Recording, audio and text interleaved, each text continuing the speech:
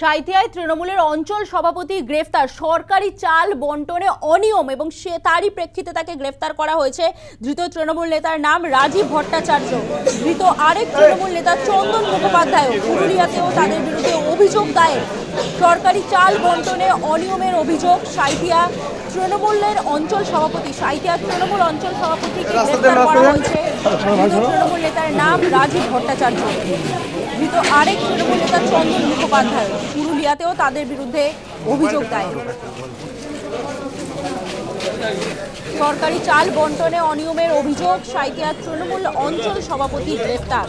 ধৃত রাজীব ভট্টাচার্য এবং চন্দন মুখোপাধ্যায়কে গ্রেফতার করেছে। পুরুলিয়াতেও তাদের বিরুদ্ধে অভিযোগ দায়ের রয়েছে।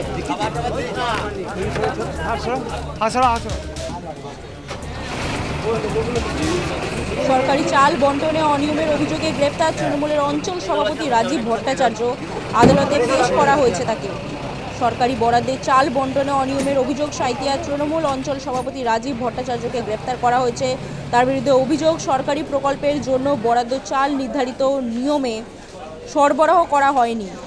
এই ঘটনায় মঙ্গলবার রাতে আমোদপুরের এক চালকল থেকে দুই ব্যক্তিকে গ্রেফতার করা হয়। তাদের মধ্যে একজন রাজীব ভট্টাচার্য এবং অন্যজন চন্দন মুখোপাধ্যায়।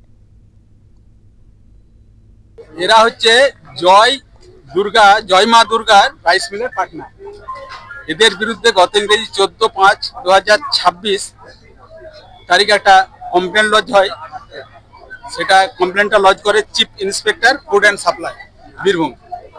এটা কারণটা হচ্ছে যে এই রাইস মিলে ওনারা যে পরিমাণ ধান নিয়ে সরকারকে যে পরিমাণ চাল দেওয়ার কথা ছিল সেটা আজ পর্যন্ত দেয়নি, যার অ্যামাউন্ট হচ্ছে প্রায় 9.5 কোটি টাকা।